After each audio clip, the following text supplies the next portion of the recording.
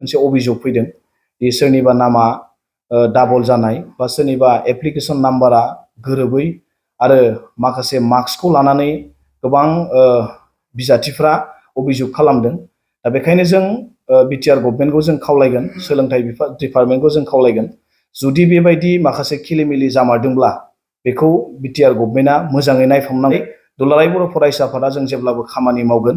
दा बेखायनो जोंनाव जेसेबांखिनि अभियोग फैदों दा बेखौ लानानै जोङो दिनै जोङो बुंबाय। दा बेजों लोगोसे गोबां माखासे अभियोगफोर दंबावो, जों बेनि डाटाखौ जोङो बुथुमबाय थादों आरो बेखौ लानानै जोङो बावैसो समनि गेजेराव बिटिआरनि चिफ मानगोनां बिथांजों जोङो सावरायगोन आरो बेफोर माखासे जेंनाफोरखौ बोस्रांनांगौनि थाखाय राहा लामाखौ जों लागोन। दिनै दुलाराय बर' फरायसा आफादनि गाहाय मावख' बड'फा हाउसआव जों मोनसे खौरां मेल लानाय जादों।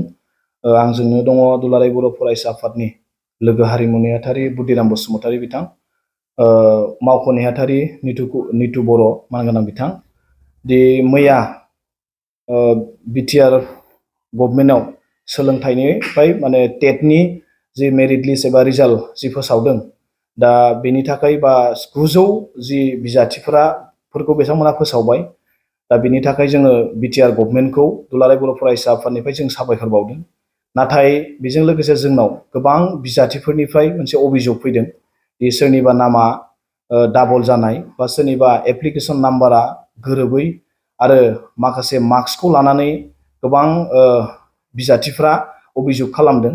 दा बेखायनो जों बिटिआर गभर्नमेन्टखौ जों खावलायगोन, सोलोंथाइ डिपार्टमेन्टखौ जों खावलायगोन, जुदि बेबायदि माखासे खिलिमिलि जामारदोंब्ला बेखौ बिटिआर गभर्नमेन्टआ मोजाङै नायफामनांगौ, मोजाङै बिथांमोना नायनांगौ आरो बेखौ खनसेबाव बिथांमोना बेखौ नायफिनजोबनाया मोजां।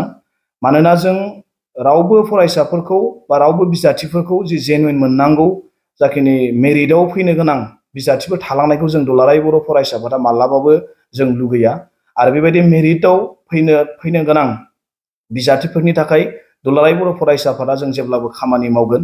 दा बेखायनो जोंनाव जेसेबांखिनि अभियोग फैदों दा बेखौ लानानै जोङो दिनै जोङो बुंबाय। दा बेजों लोगोसे गोबां माखासे अभियोगफोर दंबावो, जों बेनि डाटाखौ जोङो बुथुमबाय थादों आरो बेखौ लानानै जोङो बावैसो समनि गेजेराव बिटिआरनि चिफ मानगोनां बिथांजों जोङो सावरायगोन आरो बेफोर माखासे जेंनाफोरखौ बोस्रांनांगौनि थाखाय राहा लामाखौ जों लागोन।